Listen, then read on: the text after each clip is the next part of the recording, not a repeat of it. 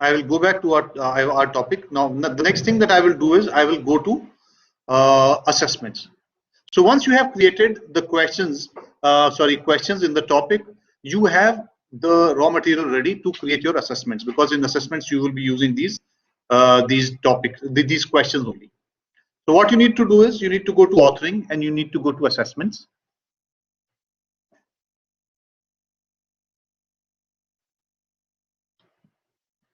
So in assessments, again, first you need to create a folder for yourself. It doesn't have to be of the same name as you create, with which you created the topic, but again, I would suggest that you have the assessment name as the assessment in as the course in Blackboard. Let's say that your course was that's 101. You can say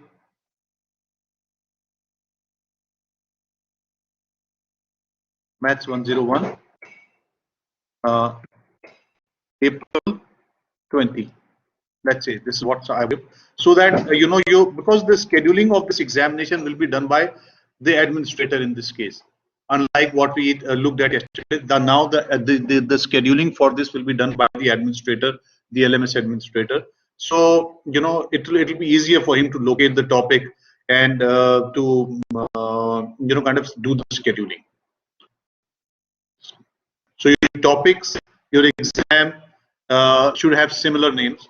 So that will help if we do that. Okay. So that is this topic.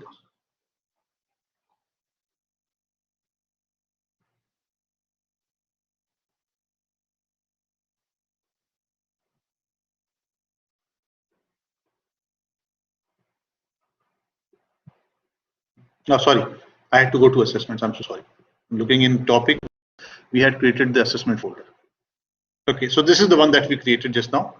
Once you have created this folder, what you can do is you need to go to new and you need to select one of these options. Okay, now the difference between these four options.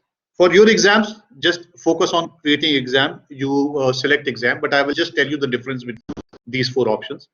Test means that it's typically the formative examination where you are giving feedback to the students.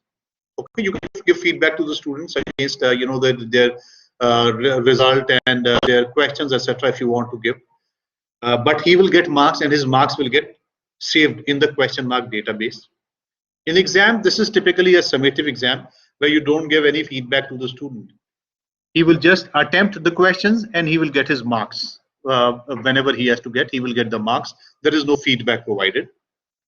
Quiz is basically a self-test where the marks are not stored in the database. This is just for self-testing.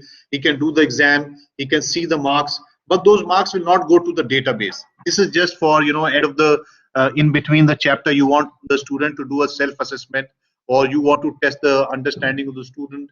So this quiz is used, where the quiz is used. And finally, we have a format called survey. This is used for conducting surveys. In these exams, you will use exam. I will focus on exam. There's very little difference. The first thing that you need to do is to give a title for this assessment. Again, give a title that can be recognized easily by the administrator and yourself. Better to give it have the course name of the Blackboard as in the beginning. So let's say the course name in Blackboard was Maths 101, and then say underscore April 2020 final exam. Something like this. You can enter a description here. This description is only for the faculty members themselves. The students don't get to see the description. What the students will get to see is the introduction, and you can put whatever introduction you put here. So for example, you have 10 minutes to attempt this exam. There are 5 questions.